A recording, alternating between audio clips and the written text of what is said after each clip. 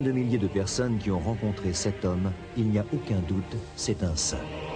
Francesco Forgione, plus connu sous le nom de Padre Pio, a vécu un destin exceptionnel. Ce fut le premier prêtre stigmatisé de notre temps qui, pendant 50 ans, eut les mêmes blessures que le Christ sur la croix. Il fut également, selon lui, torturé toute sa vie par le démon. Son existence fut une succession de phénomènes extraordinaires qui dérangent aujourd'hui encore les scientifiques et les religieux. On ne peut rien contredire de ce qui s'est passé dans sa vie. Ni les stigmates, ni les témoignages de bilocation, ni certains miracles, ni les persécutions et tout dont il a été victime. Donc, à mon avis, une contradiction est très difficile. Dès l'enfance, Padre Pio ressentit de violentes attaques qu'il interpréta très vite comme étant des attaques du démon. Comme il était très pieux, il voulut très jeune entrer dans les ordres. Nous sommes en septembre 1916, et cela fait 13 ans que Padre Pio fait partie de l'ordre religieux des Capucins. Mais ce soir-là, au réfectoire, sa place est vide. Padre Pio n'est pas descendu dîner avec les autres moines. Ils sont loin de se douter que Padre Pio est encore une fois aux prises avec celui qu'il appelle Satan.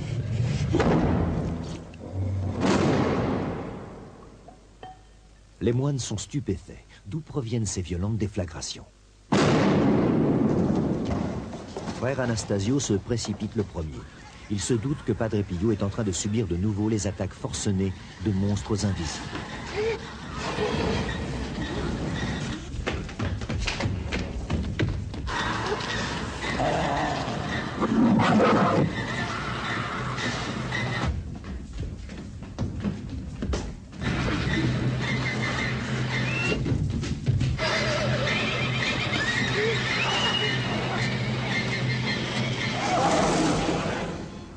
Frère Anastasio est le moine le plus proche de Padre Pio et le considère comme son frère.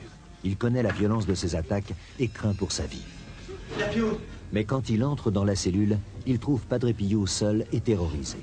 Qui a pu provoquer de si violentes explosions? Padre Pio leur dit que le diable l'attaque pour ébranler sa foi.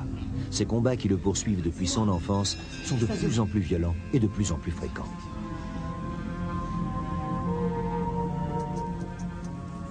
Quelle guerre Satan me fait. Combien de larmes, combien de soupirs j'adresse au ciel pour être délivré. Mais le démon continue. Alors, Paris.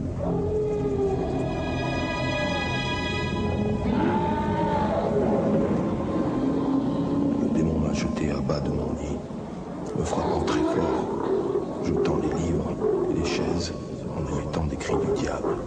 Jusqu'à 6 heures du matin. Le démon n'a pas cessé de me frapper. J'ai cru que c'était la dernière nuit de mon existence.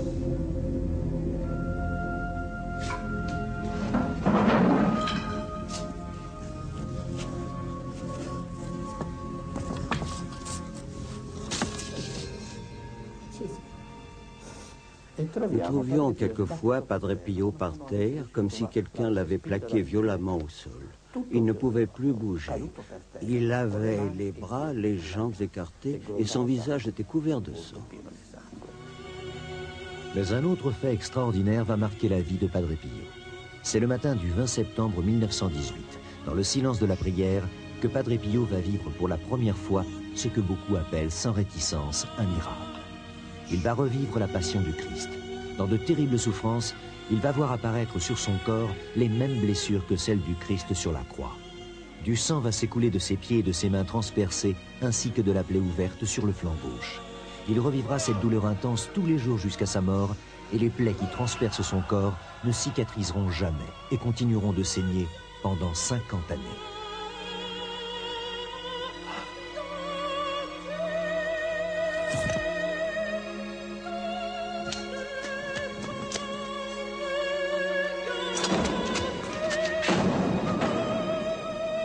Pio!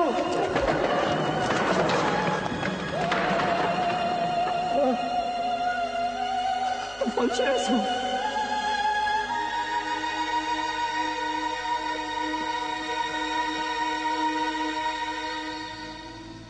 Dès le lendemain de l'apparition des plaies sur le corps de Padre Pio, le père supérieur du monastère décide de faire prendre une photo. Car dans l'histoire de l'Église, c'est la première fois qu'un prêtre reçoit les stigmates du Christ.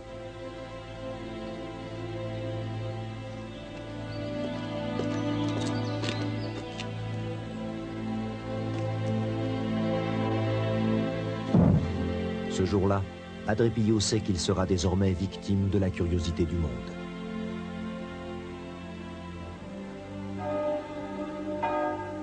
La nouvelle se répand dans tout le pays. Hommes, femmes, enfants veulent voir le prêtre stigmatisé. Pour Padre Pio, devoir s'exposer ainsi est un supplice. Un jour, profitant de l'amitié dont il m'honorait, je lui dis « Père, pourquoi ne me montrez-vous pas vos plaies et vos stigmates ?» Et Padre Pio me dit « Toi aussi, tu me mortifies. » Et il éclata en sanglots.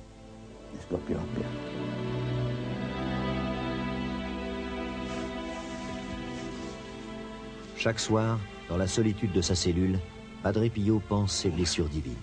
Il n'utilise aucun médicament, aucun désinfectant. Et pourtant, les plaies ne s'infectent pas. Je suis un des rares à avoir vu la plaie sur la poitrine de Padre Pio. C'est une espèce de dessin comme ça, en forme de croix. Une croix un peu de travers, quoi. C'est à la même époque que le Padre Pio va faire l'expérience d'un autre phénomène extraordinaire, la bilocation. Le moine se trouvera dans 2 endroits différents au même moment. De nombreux témoins affirment l'avoir vu près d'eux alors qu'il se trouvait à des kilomètres, dans un monastère. L'un des témoignages les plus troublants a lieu en 1918, alors que l'armée italienne vient d'essuyer une terrible défaite.